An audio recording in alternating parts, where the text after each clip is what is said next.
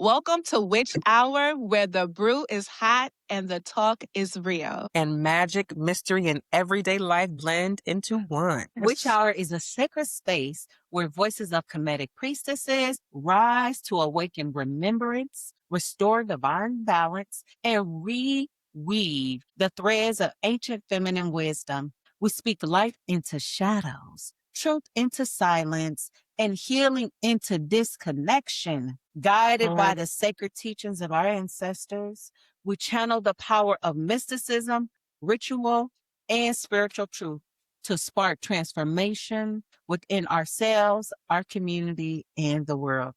I am Harita Warsi. I am Mutnekbet. And I am Mutetaru Baksiba. And this is a circle where Black women priestesses come together to speak truth, spirit, and power. We are your guides in this sacred conversation and our guide to reclamation. And together we are the voices behind this mystical journey. So in this hour, there's a lot of wit, a lot of wisdom, and a lot of witchcraft and brouhaha, but come curious and leave enchanted. Yes, every brew starts with an intention. So here's today's intention. I awaken within me the spirit of renewal and regeneration. I will say it again. I awaken within me the spirit of renewal and regeneration. Thank you for that grounding and that intention today. And I want to thank you, listeners. Thank you for joining us and greeting us for our second season. Season number 4 here, y'all. Right? And if you're new here, welcome. And if you are a part of our brew crew, welcome and thank you for joining us. We appreciate you all. Right? So those of you, you always know we're going to say, so go to our channels on all our platforms, any platform where you think you can hear or see us and join us. Yes. Like, share, and follow. And subscribe to all of our channels, our YouTube, Instagram. I hope you've been following us and joining our lives, right? So subscribe, like, and share. I want to say, yes, welcome back, Brew Crew. Welcome back, witches, right? To season 2. We are here. And I want to say we are excited to continue this journey on mystery, magic, and growth. Yes. And as we open this season, we open with a sense of reverence. We open with honesty and a willingness to look at the words that have followed women. Us, right? Healers, mystics, priestesses, mothers, daughters, and truth tellers across generations. In season 1, we gave a language, right? For a spiritual foundation. We paved the foundation of what brought us here today. We talked about archetypes. We talked about ancient callings. We talked about energies, deities, and how we use them in our reverence. And this season, in season 2, we want to go deeper. We want to go deeper into our wisdom, deeper into the ways that Spirit allows us to show and guide us, and how it shows up in real life, in our real conversations, our real interactions, and our identity as women and priestesses. And so we're entering this season with a sense of regeneration, reclamation, because that's always our word. We are bringing power back to words that empower us in transformation. So season 2 is about continuing the journey, but watching how it transforms and manifestation. Yes. Thank you for that.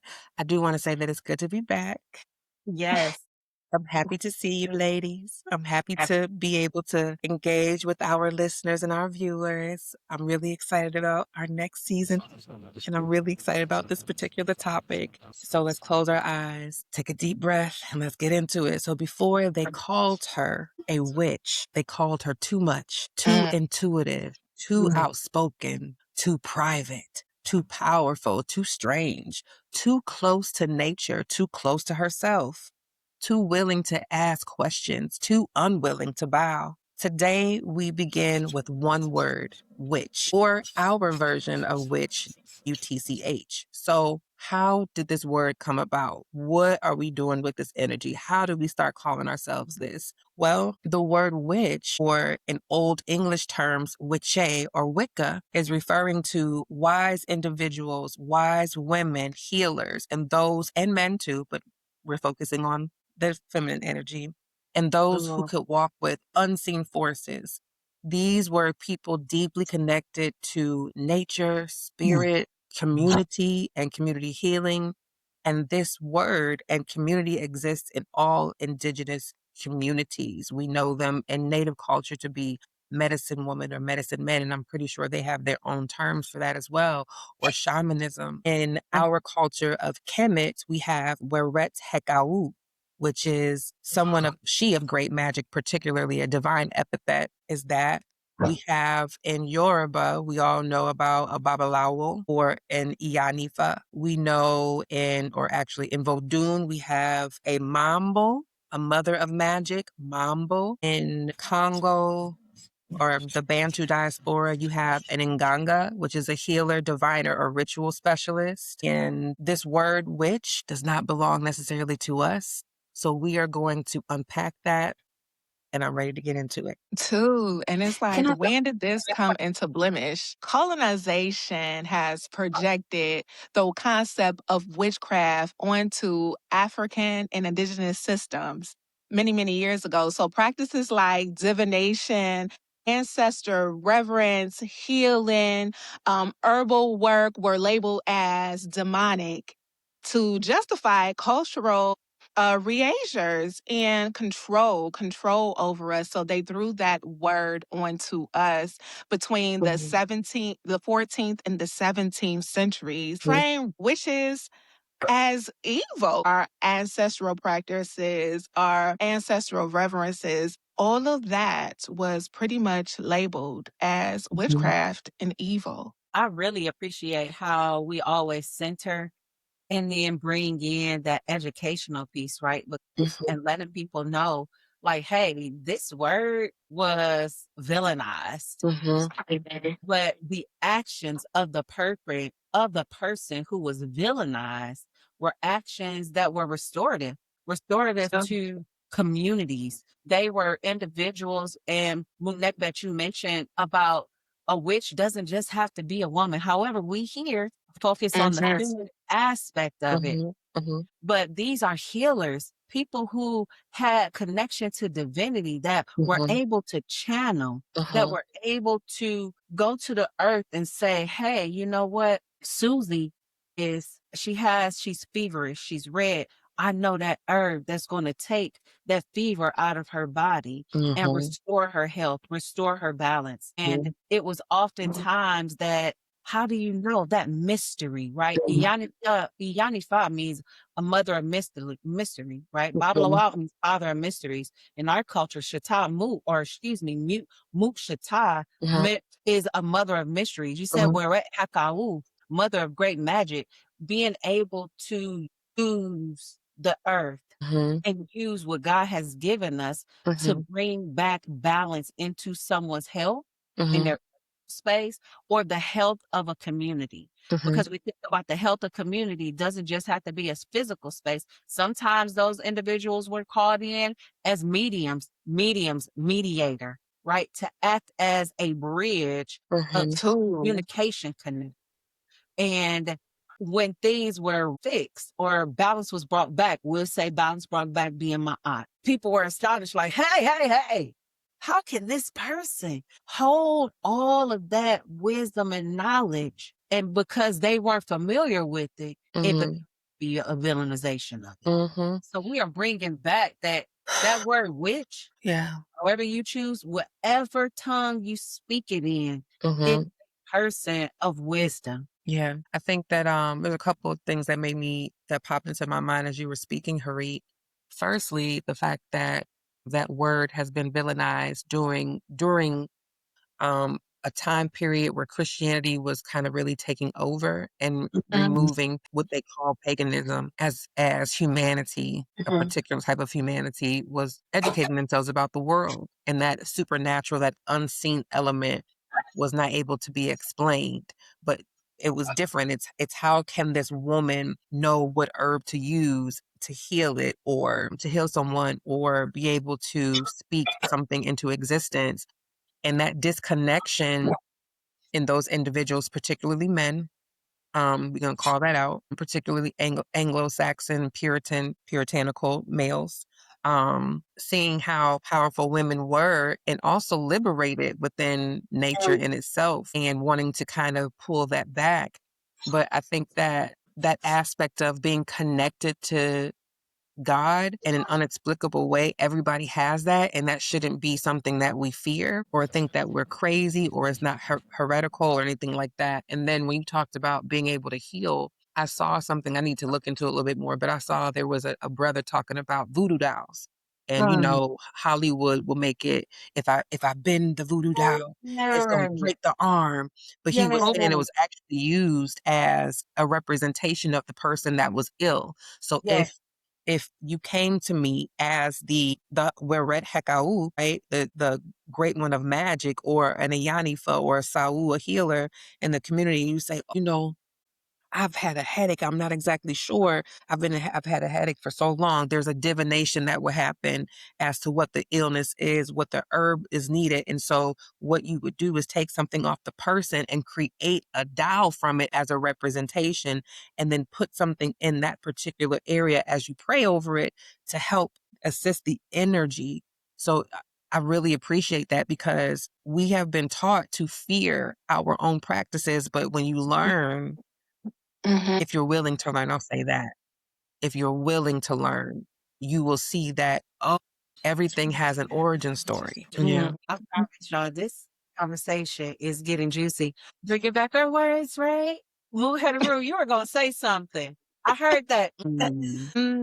I know Yes, what that yes. means. So thank you both for your wisdom and your knowledge and bringing forth that wisdom and that knowledge of going back. This is like going back, like we said, like to the 14th and the 17th century throughout that time. And as you both Mhm. were speaking, I got visions, and y'all follow me. I got visions of the children and the generations to come. And when the oppressors came, it was like, oh, you're a witch. And that gave just being imagined being called that, it's like it automatically makes you tense up because the way that it was spoken to child that is just trying to help with herbs. Just an example. A child is trying to help with herbs and the Mhm. oppressor's like, oh, you're a witch. So that really could make a child just draw back and be like, oh, I should be afraid of my power. I should Mhm. be afraid of being able to talk to the trees. And Or then, change. yes, or Mhm. and it's shame. So it goes from and then the next generation after that child is like, oh, well, you should be afraid. You shouldn't do that. So it made us draw back our shikam. You know what I'm saying? So like, and now we're Yeah. reclaiming that, Mhm. like, it's not the Mhm. society has made it that way to fear our Yeah. power and putting that word on us as if it's something bad. Given some people do practice, other things. Mhm. But to us, to the medicine women, to the women that channel to us to do divination, we're wise and Mhm. we use Mhm. it with our Ooh. principles and in my art. Mhm. So it is nothing Mhm. that we should fear. And I'm glad that people are bringing back teaching our children. And our children should be taught the word witch because when someone calls the child witch, is okay. Well, I was taught is a woman with wisdom, whether woman with power, Mhm. to use my Mhm. shikam, to channel. And then they can correct them and be like, actually, I Yes, am this, yes, not Right. that. But since you want to call me that, let me help you understand what that it is. is. It was so much in there, right? Because I Mhm. followed your vision of the children. And y'all, like this season, we really focused on what it looks like in 2020, whatever we're in, right? How we see so many people talking about they're healing from their traumas, they're healing from these things, and they are what they're manifesting. So it feels like, from what you were saying, it's like we're healing from shame. And when people were being raised, like to be a witch or whatever like word in that native culture identified that healer, children were being birthed. And when they were birthed, they were being connected to God and through prayer, divination, birth rituals, right? So maybe it's 7 days, 3 days, a week after their birth, 6 days after their birth, that child was divined upon, and their name was given during the naming ceremony, and their purpose was given, their heart was read, and that parent and community knew how to support their child in the purpose in which they were birthed to be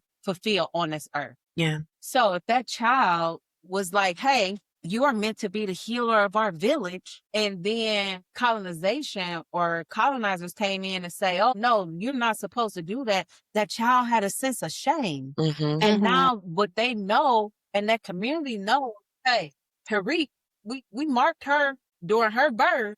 She's supposed to do this. How do we help her? Then that's when things started to become taboo or practice in secret. There And you go. our cultures, indigenous cultures were made to hide and began to practice in secret as our birthright in original forms. It was never something that was shunned. It was Right. never anything that we had to practice in secret about, but to help make sure that those traditions endured and that healing magic sustained, we had to go into hiding. We know that. And hiding practices. Thank God I'm in Ra, name for your sacred spaces, right? That those practices continue to be practiced in secret because it gives birth to modern medicine. Natural practices gave birth to modern medicine. The first thing somebody gets sick, what we tell them to do? I know we said at our house, first I'm telling them, your stomach hurt, baby, go drink some water. Drink some ginger ale. Like you drink some water. Gotta sit on the toilet. But that water, we gonna do that water first, right? To make sure it's gonna test. A little bit with the water. Mommy, my stomach still hurt. Okay, well, let's go get that baby some ginger ale. Coughing. What's the first thing? You stuffed up? We gonna go get you some Vicks. Vicks Vapor Rub is the biggest example of hidden practices in modern medicine. Yeah. And it's the camphor in the, because I'm thinking about what's actually in it. Because when I know, and I apologize, I don't mean to cut you off, Harit, but I know, like, amongst Black culture, we're like, that ginger ale doesn't work, but ginger actually does help. Ginger specifically is good for digestion. So it gets the fire going. The only thing that, drinking Seagram's ginger ale, that's a little bit different, is diluted. But if you were to actually take fresh ginger juice and soda water and carbonate it and drink it that way, that is your own homemade ginger ale, and that is going to heal your digestion. Camphor in the Vicks. That's how it was originally made. No, modern practices has diluted it, but there's wisdom. Yes. In the modern practices of medicine, the modern practices of grandma's ancient remedy, there's wisdom, like that wise wisdom that came from a witch, or male or female, that made it effective now. That came from indigenous community. Now, whether or not we abuse it is something different, but there came from wisdom of a witch, the healing of the world. Yeah, this topic is so, like, important to me because I feel like, tell us why. I think it's important to us all. But when when just even talking about, like, 14th to 17th century, that's like at the beginning, the most potent part of enslavement. So you have a natural way of being, and like you were saying, Harit, you understand that every child is born and Mut Heteru Abaksiba, every child is born with a particular purpose. So we understand that in our cultures across the diaspora, indigenous and others, there's always one child that is groomed in particular to be that person that is to learn divination, to learn herbal medicine, because that is what they're supposed to serve. And it's not looked upon or frowned upon. It's a part of the circle of life that keeps that community centered. So when you have this foreign entity coming out from outside of your community or the institution, right? Coming outside of your normal space and telling you that that is not the way to go and giving you something different, it throws you off of your purpose, but that purpose is greater than the institution. So it can't do anything but find its way, which is to modify it and find another way to make it ginger ale or Vicks or give it so that way it's healing. But it's like, using the word in a way to harm someone or to create or instill fear because you have someone who's not going to follow the rules of your law because they are to follow the rules of natural law, which is ma'at, like keeping things In balance. in order because they understand the order of what they're using and why they are placed in it. So you can't do anything but have reverence for it because you understand it. And can I This is say like this? so. Go ahead. When we don't find reverence in the pieces and parts of our community, right, begins to look like things like elders aren't respected. So Yeah. we always talk about right, and I'm just using this word to differentiate when because there is a spiritual eldership, right? Then there's other types of eldership. Whatever rank, space, linear path that you find the word eldership in, elders start to be disrespected when natural order and is not revered. When we start to misplace people or not support people's natural gifts, talents, and abilities, then we're out of balance and we start to see people suffer from experiences. I'm gonna just say it like deep, dark mental health issues. When somebody feels like they are not living in their true self or identity and they're living out their purpose, you start to see people get depressed, people feeling anxious, because they're like, I don't know what I'm supposed to do. My heart's telling me one thing, but something else is telling me something else. So you start to see people like trying to figure out, how do I heal from this? How do I bring balance back to my natural state? I could tell you this. I know when in my everyday life, when I was doing something out of order, whether it was emotional response out of order, whether my eating habits was out of order, we talked about this, it's going to show up. It's going to show up. My body, the lag, my body's going to start showcasing like, girl, something not right.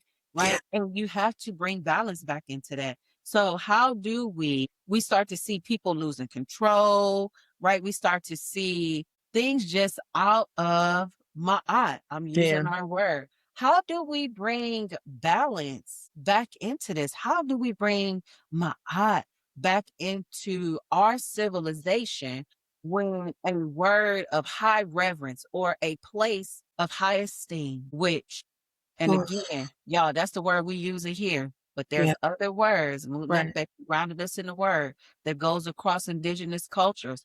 How do we bring balance back into that reverence? Listen, you just in my mind being a healer, but we all know that disease starts from it's spiritual first. It's spiritual Yeah. imbalance, and then it becomes mental imbalance, and then it becomes physical imbalance. And Mhm. ma'at is balance. So it's like, oh my God, So that is such Whatever, you it's feel me? On. That's too because it starts with yourself. You know what I'm saying? Yeah. It starts with locking in with yourself. A lot of people look outside of themselves for Yeah. validation, to feel wanted. It starts with yourself and accepting yourself for who you are, accepting yourself for being a devised, wise woman, accepting your talents, accepting your gifts, no matter who says what about it. Because, right. like, we can say, like in our families, I know my family is scared of the word,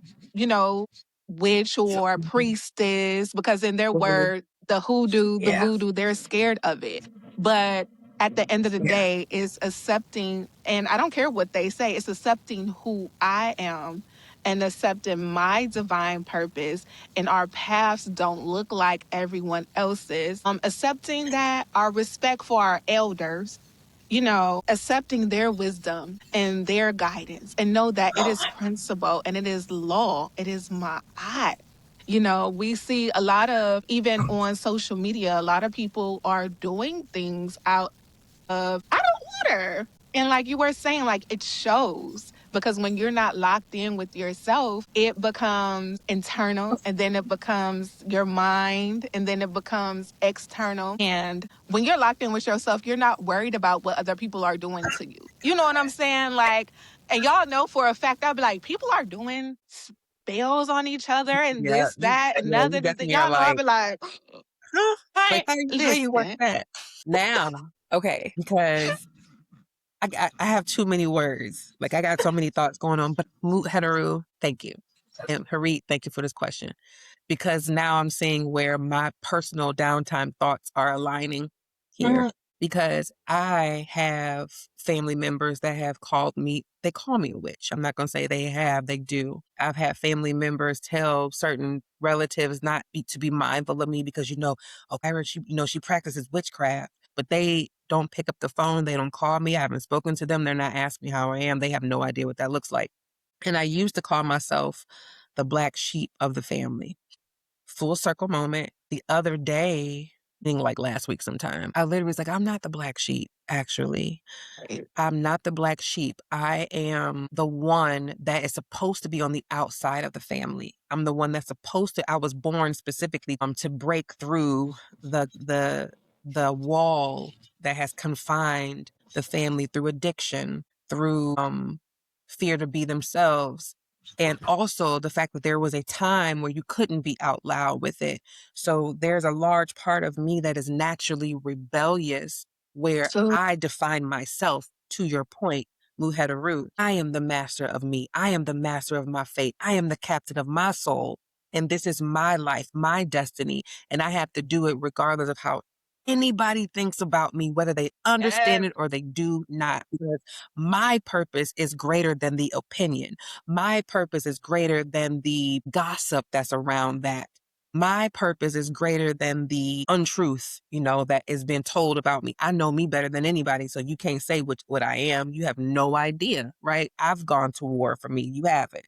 So when I think about being the black sheep in regards to how I live my practice out loud and unapologetically, I'm supposed to, because there are other people that come into my bloodline that need to have a path clear for them to do what they need to do, so they're not following into the grooming that has been the disease of the imbalance in the family. Oh, okay. So I'm happy because I had a moment. I know what I want to say, but that's it. We're not black sheep. Okay. We're not black sheep. We're purifiers. We're supposed to be different. We're supposed to bring the magic. Someone had to do it. we Someone. are purifiers. I love that. Purifier. For those of you who like this word witch, think of yourself as a purifier. Okay? Purifying through your wisdom. Purified through your wisdom. But let me say this too. It was 2 points. 2 points. Because this season two's the number. Two's our number. When we talk about Muhetaru, you mentioned it starts with yourself. Y'all know I am a licensed social worker. Been licensed social worker for over 20 years and got a lot of, I'll say, expertise in like family, systems, and community. And then when we think about when someone is diagnosed with someone is diagnosed with something that is of an emotional or mental state, it always has it impacted their life, because once it starting with you, but it starts to seep over, then it goes from just an isolated experience for you to an addiction, Mm. to an issue that now needs an intervention because it's been spilled out. We can't no longer just hold it in. We have to we have to remedy or rectify the treatment plan, because now it's coming over. It's starting to spill things into your intimate life, your job. And now that's how you say, no, this is an issue. This is an addiction. So when we start to look outside of ourselves, we start to understand like we're connected to something larger than just us. Yeah. I wanted to put that in there, right? The Hmm. second thing is when we think about our families and our placement, my mother used to always say, "Dean Kaini" to my mother. I Yeah. love you, mama. Yeah, Kaini.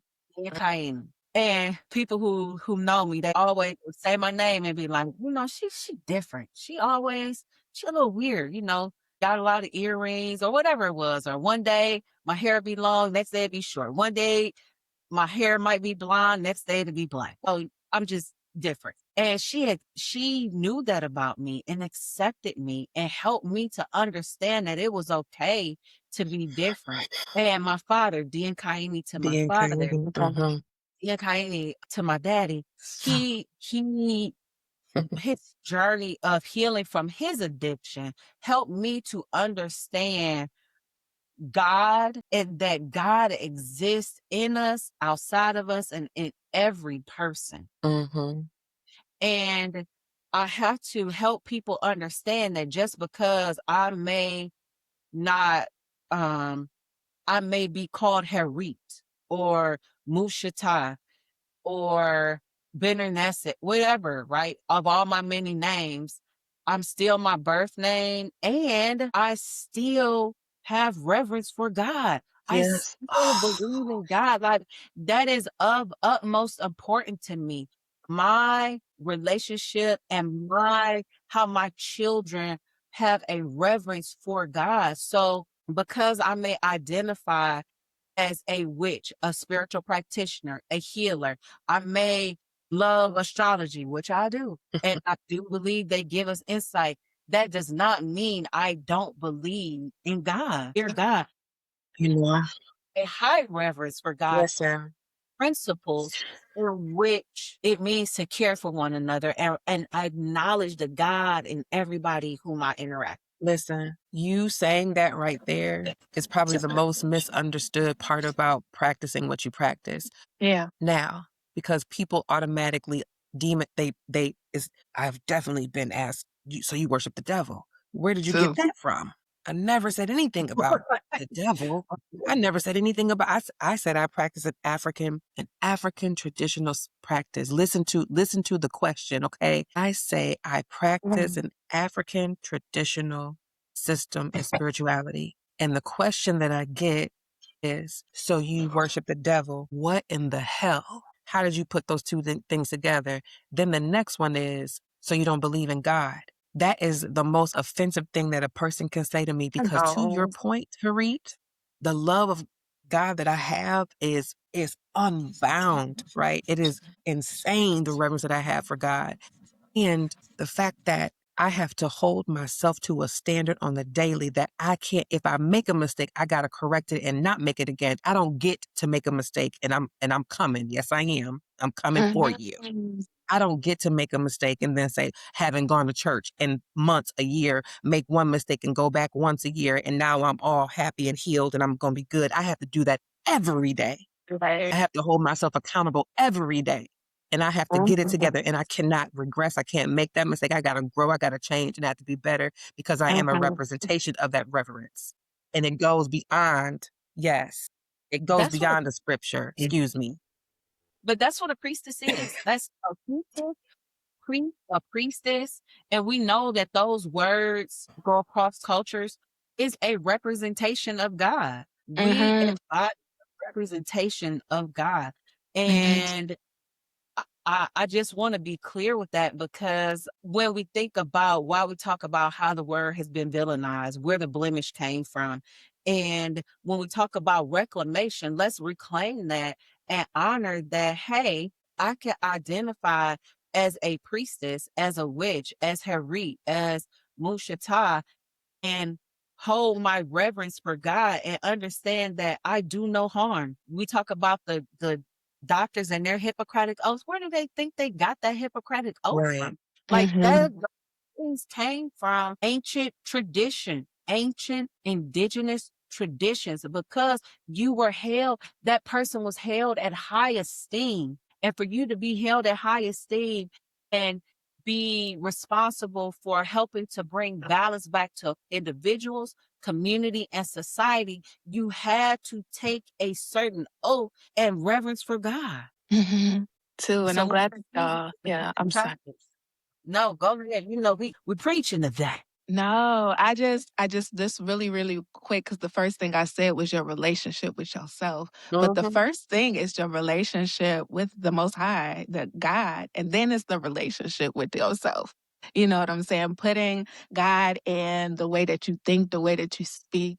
You know what I'm saying? And then it's a reflection of your actions and what you're doing and what you're setting in Yeah. motion, what you're putting out Yeah. into the universe. So first is your relationship with the Most High, and then it's your relationship with yourself because it's like a full circle. It Yeah. shows in your actions, it Yeah. shows in your words, Yeah. it shows in everything that you do. So just giving Yeah. thanks to both of you all for Yeah. dropping wisdom and knowledge And and Moose had a truth. root.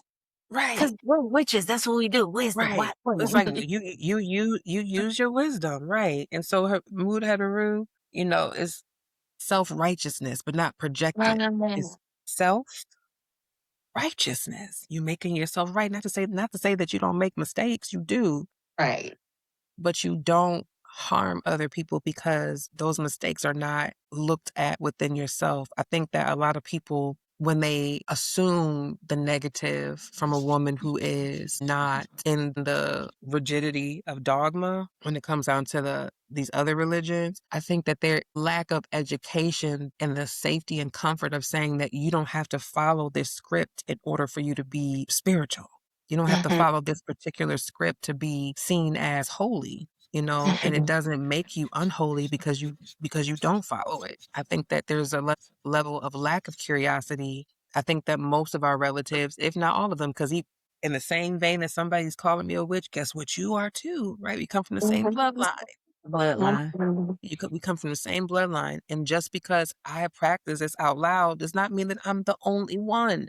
It doesn't look like mine, but there are other liberators in my family, and those are Mhm. people who are counter tradition to the indoctrination that you grew up on, that you Mhm. came up with. We're willing Mhm. to think more differently. We're willing to be more curious. We're willing to get more connected to God through a personal, direct, because that's the part about practicing indigenous cultures is there's a direct conversation happening. Mhm. It's not someone telling you that you're safe or you're unsafe. You're going directly. And most of those are in the origin stories of most indigenous practices, is how Mhm. man and God were combined. So it sounds like, like when we reclaim this word, we bring reclamation back, and we think about how it helps transform us and how our growth hasn't happened like in a vacuum. And being able to say the word out loud and live out our paths out loud as purifiers, as safe Mhm. things, as Mhm. women with purpose. Mm-hmm. We allow the way to be open for our children, our lineage, our those that come behind us, those that are listening, those that are part of our brew crew, Mm-hmm. those that are interested, those that may look and say, what they talking about today? Those that may wonder, right? So we bring light on the mysteries of how we all impact one another. Yeah. And if we bring that back, right? If we bring that back, we start to, and we make the word less taboo, and we make the practice less taboo. And when we hear someone saying, hey, you know what, even if they don't use the words that we Mm-hmm. use, and they just say, I am thinking about putting up an ancestor altar. Well, we all have images of our deceased loved ones, right? We don't make them feel like they're doing something bizarre Mm-hmm. because we're really showing love to our lineage and our how do us, and I'm asking our room crew too, how do you now see yourself as uplifting that? Mhm. Food for thought. Again, y'all know I love questions. No, But I love questions too. have to be something and out loud. Maybe it's a Yeah. reflection point. How Yeah. are uplifting that? And Mhm. that mean for those to come? I'll give an example. I'll start off, like y'all know it's a few of us. I am the mother of many. And it's things that like old school people used to say, like, don't look at me like that. Because we know that when we hold intentions and we're looking at somebody, we're sending intentions. So we want to be able to have a light heart, right? When we're looking at people saying things. I teach them to watch your words. I teach them of their actions. I teach them the same thing that my mother taught my sister and I, my sisters and I, my brothers and sisters and I, that, when you leave this house, you are a reflection of me and what I stand for. And they have to understand, well, what you stand for first, mommy, or what you and daddy stand for. Like we stand with righteousness. We stand with yes and no's, complete sentences. What is not a complete sentence, like so I think that's one way. And really holding my truth of me being a high priestess and what that means and not being afraid to say it. And what I was thinking about is when you tell people, you know what I'm saying, I'm a high priestess, and you might get called the word like witch. How does that make you feel? You know what I'm saying? And then you might have to go back and correct them like, yes, I do herbal magic. Yeah, I mean herbal magic because it is, it's just something we were born with, and you might get tested on that when somebody, that might be your test when someone calls you that. And I'm just feeling like going deeper into that. It's not for you to get offensive. Again, like we said, it's just for you to educate people on what it is that you do, where you come from. Someone called me that, and I was like, well, how does that make you feel? You know what I'm saying? And they look at they look so much at the mainstream of it and the people that are not disciplined in their practice. And that's what society wants y'all to look at and wants y'all to see when they look. We are divine women. Like, we don't have time to be, and I'm sorry to just even bring my apologies for even bringing us back into this. We are divine women who are putting our gifts and our wisdom to use to raise the vibration of this planet. So when you're looking at people that are on TikTok or doing spells on other people, that's not us. Right. Yeah. And I always, like we said, it's a polarity. There is people that Yes, do it for polarity, good, and there absolutely. is people, and that's in everything though. I think that education is definitely key. And I think Yes. that you have to know it goes again, going back to you have to know yourself and why you're choosing. So I think when it comes down to anybody starting, why are you starting? What are you Yeah. seeking? Like what are you looking to gain from this practice? What are you looking to find out within yourself?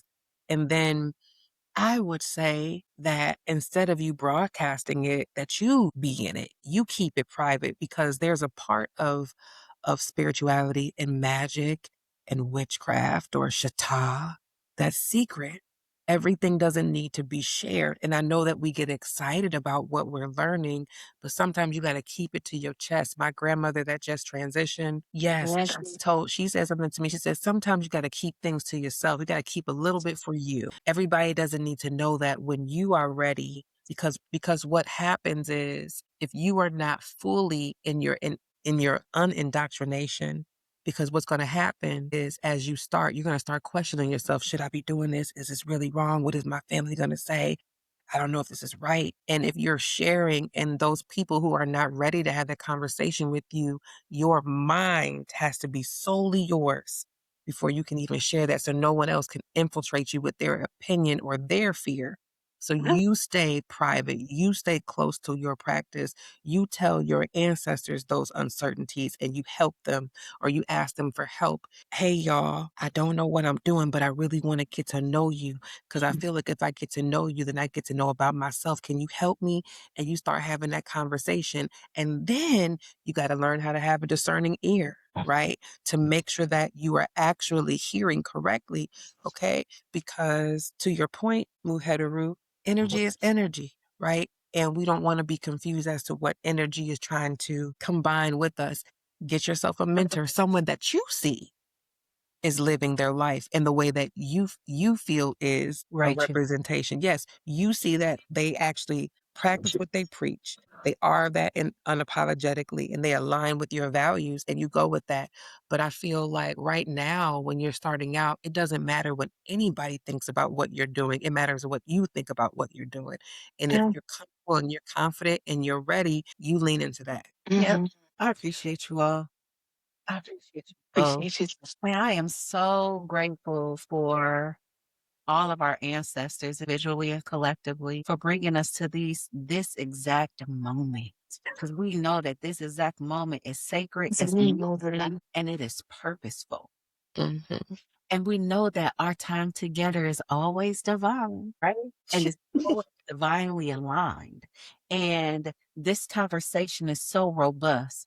And we have moments of reflection that we could carry with us, but there's also some other things that we would like for our brewing crew, new or old, right? With us, seasoned, or just dipping the toe, that we would like for you to carry with you as an extension of what we have done today. Yes. So, with that, we always like to share a little bit of wisdom and knowledge. And Yes. today we are going to start our wisdom and knowledge, or we always start our wisdom and knowledge with a herb to Yeah. carry magic of the conversation. Mhm. I don't have an herb, but I have a seasoning. I'll say it like that. Yes. I have black salt as a beautiful element of protection. Now, if you Absolutely. cannot buy black salt, which you normally can, if you get it, you can get like from a nice specialty spice store, or you can order it, on the interwebs, or you can make it yourself by getting some charcoal and some regular salt and stirring. And that might work really well because as you're stirring the charcoal and the salt together, you could be letting that energy know, hey, I need you to watch my back. There are some things that are going on around me. I feel like people are talking about me. I need you to protect my house. I just secured this space, and you're going to sprinkle that in your car, or you can sprinkle it at your door, or you can carry it around you. You can, if you really want to get rid of a person, and what I say by get rid of a person, meaning that you would like to move someone out of your space who's negative, you can kind of put it behind them because we want to be mindful about the energy and the company that we keep. So that is my herbal magic for today. So much. Leo. I love black salt. Mhm. And it's also a good seasoning to It use. is a good seasoning. If you like, you can use it to make eggs, fake eggs. Yeah. Yes. Yeah. Vegan eggs. Black salt is. Yes. Yeah. So it's too kind. Yeah. I appreciate your wisdom. So our card pull today. This is our card. Hopefully you can see it clear. Y'all see it? Mhm. Fatima.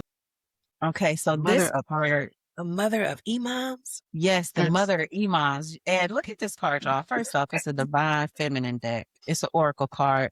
But you see this. You see this image, right? The Mhm. woman and then this is the deck. Divine Feminine Oracle Guidebook. This the deck. Mhm. That's beautiful. Yeah, I love this deck. And it says, love is my lineage and gratitude is my religion. So Fatima embodies the love and fulfillment that comes from living in a state of gratitude. Fatima bint Muhammad was born in the early 7th century and is the only child of Khadijah and the Prophet Muhammad to live into adulthood. Okay, it's a little bit about her. She is associated with the title, the mother of her father. Say that again. The mother of her father, because she cared for Muhammad after her mother died. See, she is an object of veneration, love, and respect for all Muslims because she supported her father through all of his difficulties. She was a devoted wife and mother of 2 sons and 2 daughters. Her descendants are spread throughout the Islamic world. Okay. So when we get this card, when we select this card, it means we can get caught up in the ego's idea of who we need to become Oh.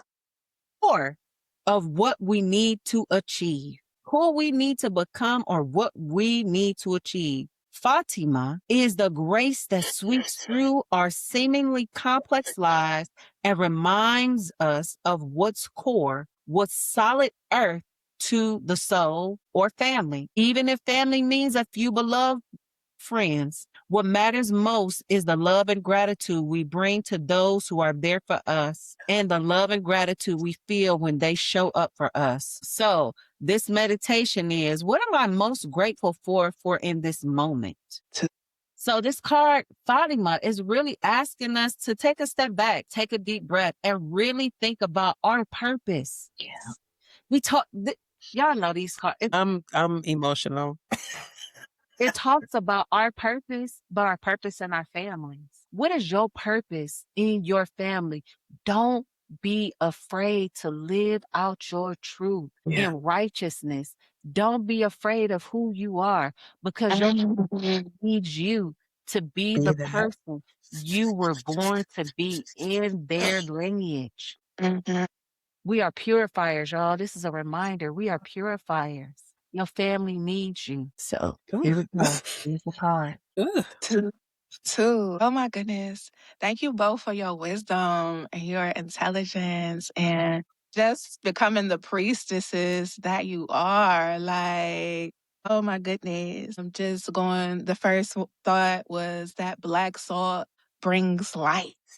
You know, that black salt brings light because you have to get rid of, in order to be light. Okay. And then the card, like, we are purifiers, right? We are pure fire. Pure fire. So, and we have a comedic phrase, but it's more, I was thinking like it's more like a hesi. And a hesi is like a chant. So it's more like Ma'ati M Ma'akaru. Ma'ati Ma'akaru, divine manifestation as Ma'ati, grant that I become purified and enlightened. Ma'ati Ma'akaru, divine self manifestation as Ma'ati, grant that I become purified and enlightened. And Ma'ati is balance. You're like your inner and outer, being in alignment with your spiritual and your earth, and then your masculine and your feminine. So being in align with Ma'at so that you are purified and enlightened too. Oh my God. I feel like a warm blanket has been placed upon me. It's That's that, when I it's like, that pure fire. It's that it's pure the fire. purifier. Right? Purified. The purifier of truth in my Fire, eye. Yes. because fire comforts us. Fire isn't just something that wreaks havoc. Fire is a comfort. It It's a offers it's a, safety. oh my gosh. Well, I don't know about you, but I'll say this was a beautiful kickoff for season 2.